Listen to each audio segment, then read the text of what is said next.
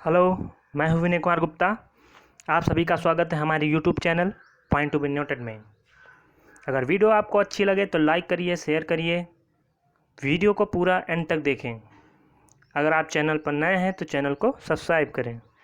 Video का अगला notification प्राप्त करने के लिए बेल आइकन को ज़रूर दबाएं। वीडियो का जो है PDF प्राप्त करने के लिए आप हमारे टेलीग्राम चैनल से जुड़ सकते हैं। उसके लिए आप डिस्क्रिप्शन बॉक्स में जाके वहाँ टेलीग्राम लिंक पर क्लिक करके टेलीग्राम चैनल से आप ज्वाइन कर सकते हैं। अब हम आते हैं कि हमारा आज का जो टॉपिक है वो है अक्षांश या समांतर रेखाएं। तो शुरू करते हैं। अक्षांश या समांतर रेखाएं क्या होती हैं? इसको लैटिट्यूड लाइंस भी बोलते हैं। तो अक्षांश रेखाएं क्या होती हैं? पृथ्वी पर या अगर हम ग्लोब की बात करें तो पृथ्वी पर या ग्लोब पर पश्चिम से पूरब दिशा में, दिशा कौन सी रहेगी? पश्चिम से पूरब दिशा में खींची गई जो काल्पनिक रेखा होती है, जो समान अक्षांशीय कोण वाले स्थानों को मिलाती हैं, उन्हीं को कहते हैं अक्षांश रेखा। मतलब जो अक्षांश रेखा है उस पर स्थित कोई भी देश हो या शहर हो, वो समान अक्षांशीय कोण पर स्थित होते हैं। उन्हीं को मिलाती हुई जो काल्पनिक रेखा पश्चिम से पूरब खींची जाती है वही होती है हमारी अक्षांश या समांतर रेखा। तो ये चीज़ याद रखिए आप कि पश्चिम से पूरब की दिशा में खींची गई जो काल्पनिक रेखा होती है वही होती है हमारी अक्षांश रेखा। यह समानांतर और वृत्ताकार होती हैं।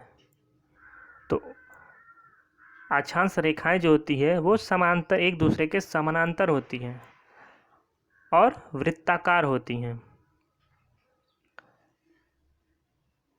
अब इसके उत्तर में, मतलब जो पृथ्वी है उसका जो गोलार्ध है, बात करें हम तो 0 डिग्री से लेकर 90 डिग्री तक, और दक्षिण गोलार्ध की बात करें तो दक्षिण में जो है 0 डिग्री से लेकर 90 डिग्री तक कुल 181 बिंदु हैं। अगर हम बिंदु की बात करें तो कुल 181 बिंदु होंगे। 0 से 90 ऊपर, 0 से 90 नीचे मतलब दक्षिण में, और बीच में एक रेखा होती है। तो 90 प्लस 90 और प्लस एक बीच में जो 0 डिग्री पर होती है वो एक, उसको बिंदु मान सकते हैं। तो 90 प्लस 90 प्लस एक कितना हुआ? 181, 181 बिंदु। अगर हम बिंदु की बात करेंगे तो पृथ्वी पर 181 बिंदु होंगे, और रेखाओं की बात करेंगे तो उसकी संख्या 179 होगी, 179। ऐसा क्यों होगा? तो जो 90 डिग्री पर उत्तर और 90 डिग्री दक्षिण पर जो रेखा होगी वो रेखा ना होकर एक बिंदु होगा, इसलिए उसको रेखा ना मानकर उसको बिंदु माना गया है। तो वो दो बिंदु अगर हटा देंगे तो 181 से 2 घटकर कितना हो जाएगा? 179, 179 हो जाएगा। तो ये चीज़ आप याद रखिएगा। इसको ग्लोब से भी हम समझा सकते हैं। देखिए ये है हमारा पृथ्वी। अब इस पर देखते हैं, ये जितने भी आपको लाइन दिख रही है पश्चिम से पूरब की तरफ, ये सभी अक्षांश रेखाएं हैं।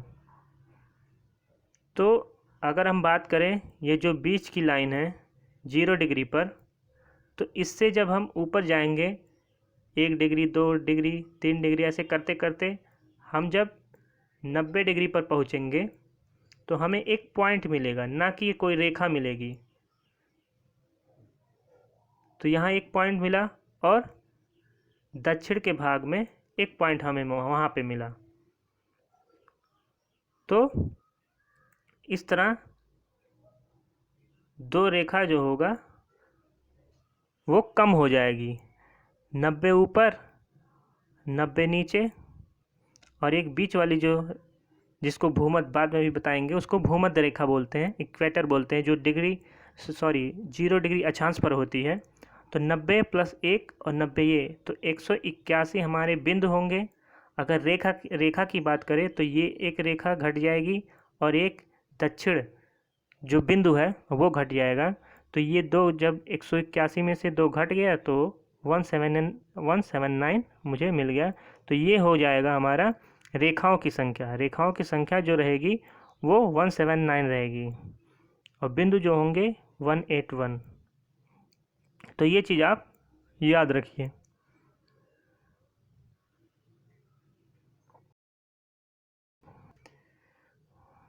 तो आगे बढ़ते हैं। अब अक्षांश रेखा के अंतर्गत जो है एक रेखा आती है, उसको बोलते हैं भूमध्य रेखा या विषुवत रेखा। क्या बोलते हैं? भूमध्य रेखा या विषुवत रेखा। इसी को इक्वेटर लाइन भी बोलते हैं। तो इक्वेटर लाइन क्या होती है? पृथ्वी के बीचों बीच जो खींची गई काल्पनिक रेखा होती है उसको 0 अक्षांश रेखा कहते हैं। अभी इसके पहले हम जो है पृथ्वी का चित्र हम दिखाए हैं, तो उसमें बताए हैं कि जो बीच का लाइन होता है वही होता है 0 डिग्री पर, उसको बोलते हैं भूमध्य रेखा या विषुवत रेखा। तो ये पृथ्वी के बीचों बीच खींची जाती है। यही होती है हमारी सबसे बड़ी अक्षांश रेखा भी। भूमध्य रेखा जो होती है सबसे बड़ी अक्षांश रेखा होती है। यह पृथ्वी को दो में बांटती है। तो यह पृथ्वी को 2 बराबर भागों में, एक होता है हमारा उत्तरी गोलार्ध और दूसरा हमारा होता है दक्षिणी गोलार्ध, इन 2 भागों में बांटती है भूमध्य रेखा। इसके संदर्भ से ही किसी स्थान की स्थिति का ज्ञात किया जाता है। अगर किसी स्थान की स्थिति के बारे में पता लगाते हैं तो इसी के सापेक्ष हम पता लगाते हैं। भूमध्य रेखा के सापेक्ष ही हम बताते हैं कि ये जो शहर है या देश है किस स्थिति पर है। 21 मार्च और 23 सितंबर को सूर्य इस रेखा पर लंबवत होता है। किस रेखा पर? भूमध्य रेखा पर। कब लंबवत होता है? 21 मार्च को और 23 सितंबर को। इसलिए इन 2 दिनों में पूरे पृथ्वी पर दिन और रात बराबर होते हैं। इसके पहले लेक्चर में हम पढ़ा चुके हैं विषुव क्या होता है। जो 21 मार्च को जो होता है विषुव, उसको उत्तरी गोलार्ध में बोलते हैं बसंत विषुव बोलते हैं, और दक्षिण में जो होता है वो शरद। क्योंकि 21 मार्च जब उत्तर में रहते हैं तो उत्तर में जो होता है 21 मार्च को, तो वो बसंत ऋतु होती है, इसलिए इसको बसंत विषुव बोलते हैं 21 मार्च की स्थिति को, जब सूर्य जो है भूमध्य रेखा पर लंबवत पड़ती है। और दक्षिण वाले भाग को कहते हैं शरद विषुव। अब 6 महीने बाद, मतलब 23 सितंबर लगभग, तो 23 सितंबर को क्या होता है, स्थिति उसकी उल्टी हो जाती है। जो उत्तर का भाग होता है वो शरद विषुव में आ जाता है और जो दक्षिण का भाग होता है वो 23 सितंबर को, उसको हम बोलते हैं बसंत विषुव। तो ये चीज़ आप याद रखिएगा कि यही 2 दिन होते हैं जब पूरे पृथ्वी पर दिन और रात बराबर होते हैं, 21 मार्च और 23 सितंबर को। अब भूमध्य रेखा से गुजरने वाले देश कौन कौन से हैं?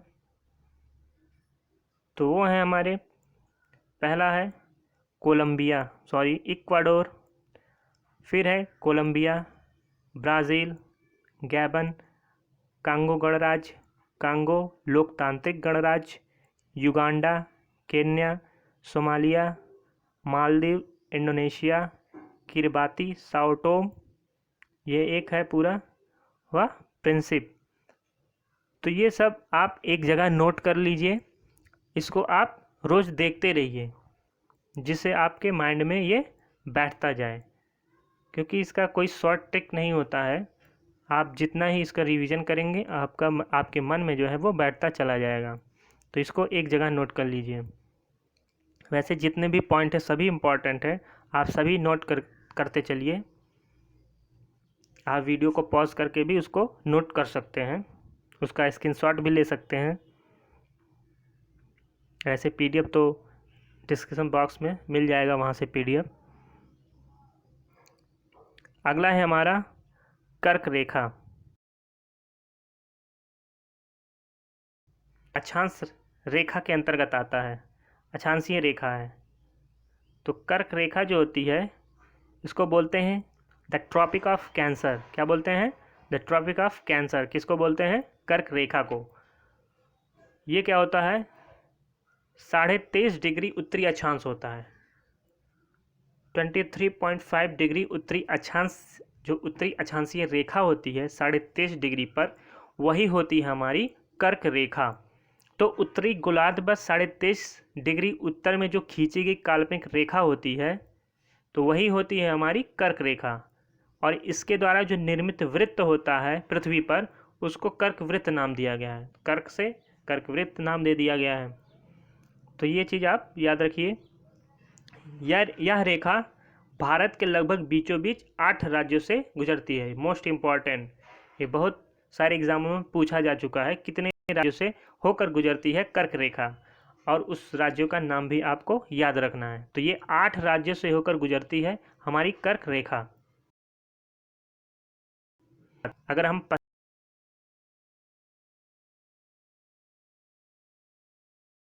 पश्चिम से चले आएगा, फिर छत्तीसगढ़ आएगा, फिर झारखंड आएगा, फिर पश्चिम बंगाल, फिर उसके बाद त्रिपुरा, और लास्ट में जो है हमारा 8वां राज्य वो है मिजोरम। तो इसको याद करने का तरीका है कि आप सामने मैप रखिए, मैप में देख के आप उसका लोकेशन देख सकते हैं, और लोकेशन के हिसाब से ही आप उसको अच्छी तरह से याद कर सकते हैं। तो सबसे पश्चिम में जो होता है वो गुजरात होता है, और सबसे पूर्व में जो होता है वो मिज़ोरम होता है। तो गुजरात, राजस्थान, मध्य प्रदेश, छत्तीसगढ़, झारखंड, पश्चिम बंगाल, त्रिपुरा और मिज़ोरम। 21 जून को सूर्य जो होता है कर्क रेखा पर लंबवत पड़ता है। कब? 21 जून को। और 21 जून को क्या होती है? गर्मी पड़ती है। इनको सूर्य कर्क रेखा के लंबवत चमकता है, तो इसे क्या बोलते हैं? कर। इसी को ग्रीष्म संक्रांति भी बोलते हैं, इसी को उत्तर या ग्रीष्म अयनांत भी बोलते हैं, जो हम इसके पहले लेक्चर में पढ़ा चुके हैं कि उत्तर या ग्रीष्म अयनांत क्या होते हैं। तो 21 जून को जब कर्क रेखा पर सूर्य जो है लंबवत चमकता है, तो वही स्थिति हमारी होती है उत्तर या उत्तर अयनांत। तो इस टाइम उत्तर गोलार्ध में क्या होता है? गर्मी होती है, और दक्षिणी गोलार्ध में क्या होता है? ठंडी होती है, शीत ऋतु होती है। तो इतना चीज़ आप याद रखिए।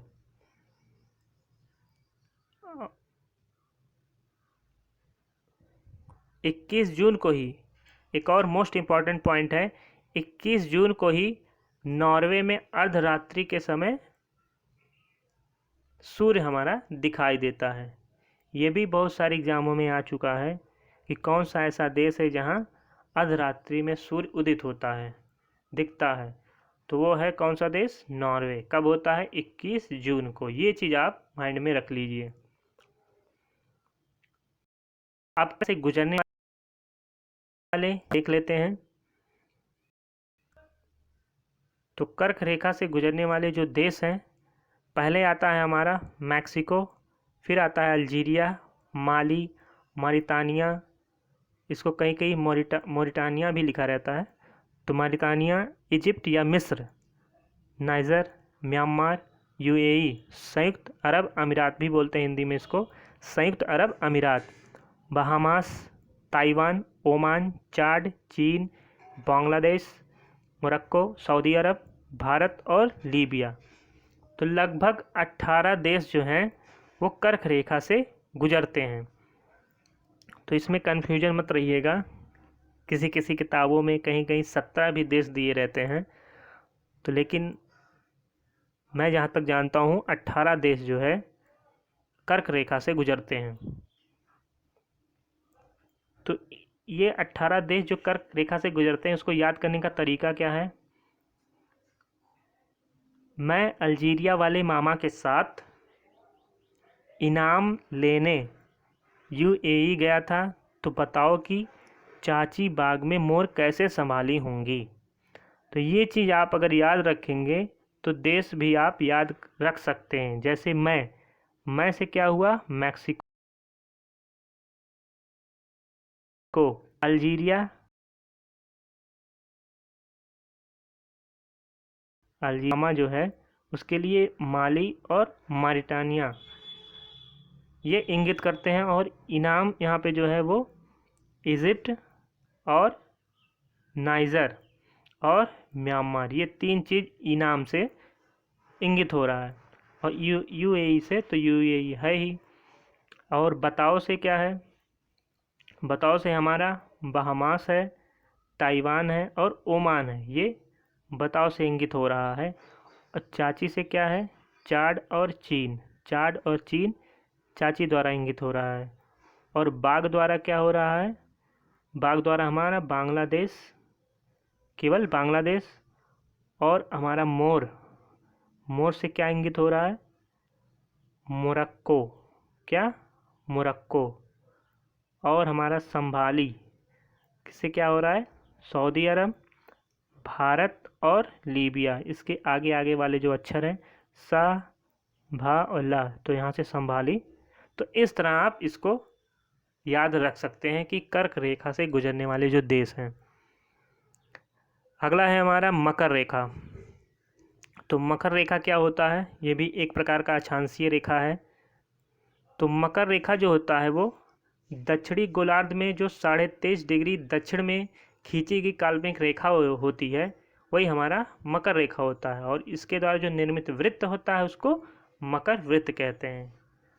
तो ये चीज़ आप याद रखिए, बहुत आसान है ये सब समझने में, बस आप इंटरेस्ट रखिए पढ़ने में, सब कुछ समझ में आएगा। तो दक्षिणी गोलार्ध में जो होता है 23.5 डिग्री दक्षिण में खींची गई जो काल्पनिक रेखा होती है वही हमारी होती है मकर रेखा। और उस रेखा की वजह से जो पृथ्वी पर वृत्त निर्मित होता है उसी को कहते हैं मकर वृत्त। अब 22 दिसंबर को जब सूर्य जो है, सूर्य का जो प्रकाश है वो लंबवत पड़ता है मकर रेखा पर, तो उस स्थिति को क्या कहते हैं, मकर संक्रांति या शीत संक्रांति या दक्षिण या शीत अयनांत। इसको भी हमने इसके पहले लेक्चर में पढ़ाया था कि विषुव क्या होता है, सॉरी अयनांत क्या होता है। तो वहाँ पर 22 दिसंबर में क्या हो जाता है, उत्तरी गोलार्ध में हमारा ठंडी होता है, लेकिन 22 दिसंबर को दक्षिणी गोलार्ध में क्या होता है, ग्रीष्म ऋतु होती है। क्योंकि सूर्य की किरणें जो होती है मकर रेखा पर लंबवत पड़ने लगती हैं, इस वजह से 22 दिसंबर को जो है गर्मी का मौसम रहता है। और दक्षिणी गोलार्ध में जो रहने वाले दक्षिणी देश के लोग हैं तो वहाँ गर्मी ज़्यादा पड़ती है। और इसी वजह से जो क्रिसमस होता है वहाँ पर गर्मियों में बनाया जाता है, क्योंकि 22 दिसंबर में गर्मी पड़ती है वहाँ दक्षिणी गोलार्ध में, जब 22 दिसंबर को सूर्य जो है लंबवत पड़ता है मकर रेखा पर। और हम लोग क्या करते हैं, ठंडी में मनाते हैं, वही 25 दिसंबर हमारे यहाँ ठंडी होती है। तो इतना चीज़ आप समझते रहिए। अब मकर रेखा से गुजरने वाले जो देश हैं उसको हम देख लेते हैं। मकर रेखा से लगभग 11 देश गुजरते हैं। कितना, 11, 1 2 3 4 5 6 7 8 9 10 11, लगभग 11 देश मकर रेखा से गुजरते हैं।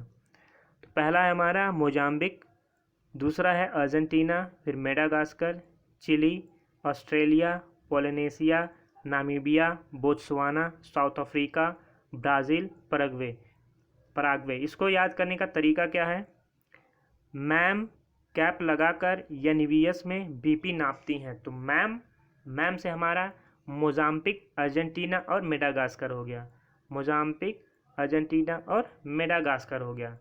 कैप से क्या हो जाएगा, कैप से हमारा चिली, ऑस्ट्रेलिया और पोलिनेशिया, ये 3 चीज़ हमारे जो है कैप से हो जाएंगे, चिली, ऑस्ट्रेलिया, पोलिनेशिया, ये कैप। और फिर एनवीएस से क्या हो जाएगा, नामीबिया, बोत्सवाना और साउथ अफ्रीका। एनवीएस क्या इंगित कर रहे हैं, नामीबिया, बोत्सवाना और साउथ अफ्रीका। एनवीएस क्या,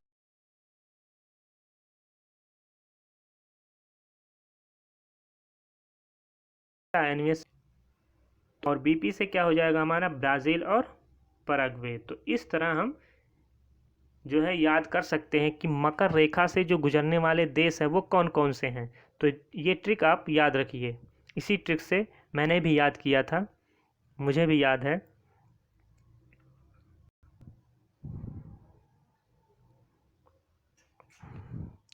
अब देख लेते हैं ग्लोब पर, इसके ऊपर समझाए हैं वो इस ग्लोब से भी हम समझ सकते हैं। तो चलिए समझते हैं।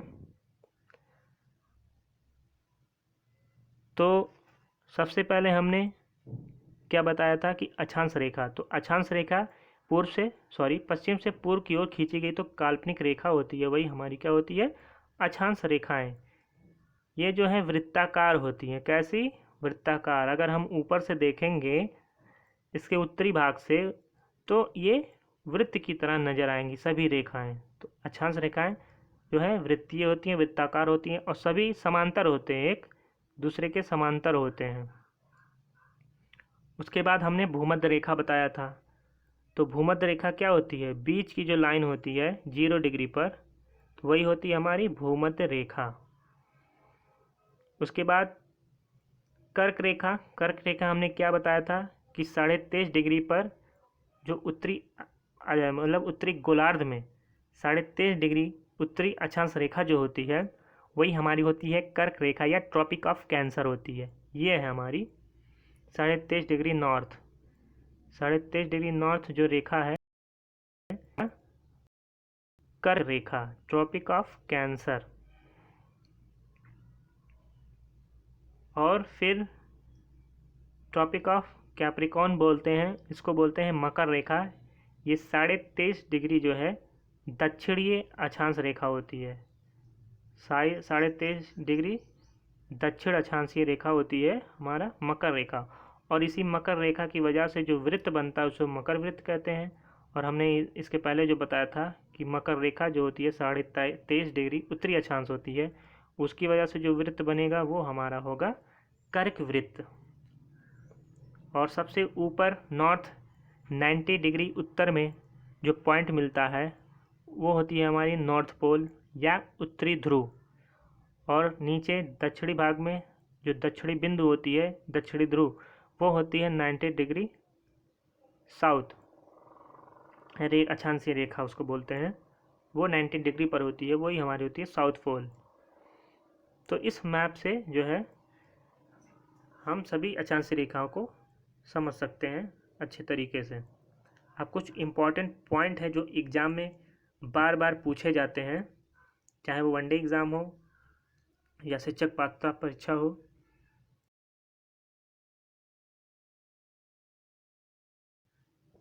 अफ्रीका जो है वो एकमात्र ऐसा महाद्वीप है जिससे 3 रेखाएं कर्क रेखा, मकर रेखा और भूमध्य रेखा तीनों गुजरती हैं। तो ये चीज़ आप हमेशा याद रखिए कि केवल अफ्रीका महाद्वीप ऐसा महाद्वीप है जिससे होकर कर्क रेखा, मकर रेखा और भूमध्य रेखा तीनों गुजरती हैं। तो हमारा यह मोस्ट इम्पॉर्टेंट पॉइंट पहला हुआ। अब दूसरा है कि जो अक्षांश रेखाएं होती हैं उनके बीच की दूरी कितनी होती है। दो अक्षांशीय रेखाओं के बीच की दूरी जो होती है वो 111.13 किलोमीटर होती है। 111.13 किलोमीटर। ये चीज़ आप याद रखिए कि दो अक्षांशों के बीच की दूरी जो होती है 111.103 किलोमीटर होती है। मतलब ये जो हमारा पृथ्वी है, अगर हम इन दो अक्षांशीय रेखाओं की बात करें तो इनके बीच का मतलब, एक मिनट, मतलब अगर हम 1 डिग्री की बात करें तो उनके बीच की जो दूरी होगी क्या होगी, 111.13 किलोमीटर। ठीक, क्योंकि उत्तर में 0 से 90 डिग्री तक रेखाएं होती हैं और दक्षिण में 0 से 90 डिग्री तक 90 रेखाएं होती हैं। तो दो रेखाओं के बीच की दूरी कितनी होती है, 111.13 किलोमीटर। अगला है ध्रुवीय भाग को, जो ध्रुवीय भाग हो, चाहे वो उत्तरी अक्षांश हो चाहे वो दक्षिणी अक्षांश हो, चाहे वो दक्षिणी ध्रुव हो या चाहे वो उत्तरी ध्रुव हो, तो उसको हम उच्च अक्षांश कहते हैं, क्योंकि वो सबसे ऊंचे होते हैं, ऊंचाई पर होते हैं, उसको उच्च अक्षांश नाम दे दिया गया है। और जो भूमध्य रेखीय भाग होते हैं, जहाँ से हमारा अक्षांशीय रेखा शुरू होता है, उसको नाम दिया गया है, उसको कहते हैं निम्न अक्षांश। तो निम्न अक्षांश इसलिए भी है क्योंकि 0 डिग्री जो है वो भूमध्य रेखा को कहते हैं। 0 डिग्री जो अक्षांशीय रेखा होती है उसको भूमध्य रेखा कहते हैं। तो भूमध्य रेखीय भाग, भूमध्य रेखा के आसपास वाले जो भाग होते हैं वो निम्न अक्षांश में होते हैं, इसलिए जो भूमध्य रेखीय भाग के जो क्षेत्र होते हैं आसपास, उसको निम्न अक्षांश कहते हैं। और जो ध्रुवीय, चाहे वो उत्तरी हो चाहे दक्षिणी ध्रुव हो, उसके आसपास के जो भाग होते हैं उसको उच्च अक्षांश कहते हैं। और हमारा जो आर्कटिक वृत्त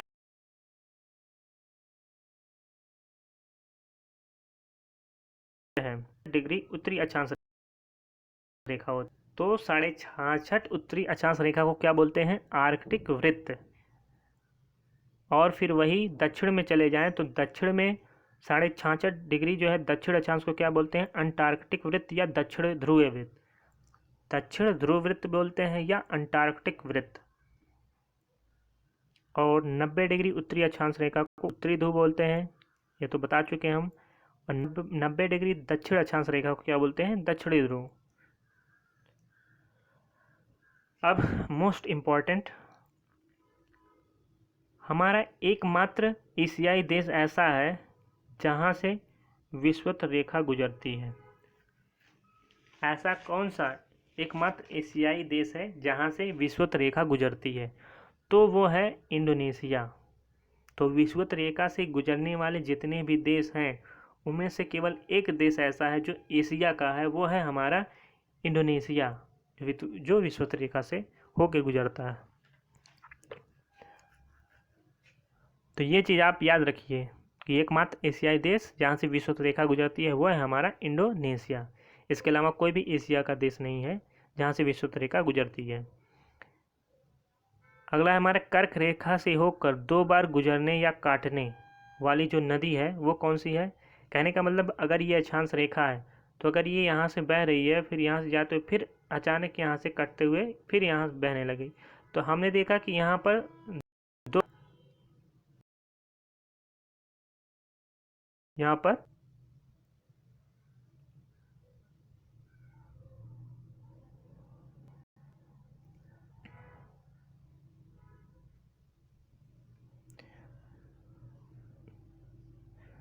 तो हमने क्या देखा कि जो कर्क रेखा से होकर 2 बार गुजरने वाली काटने वाली जो नदी है वो कौन सी है?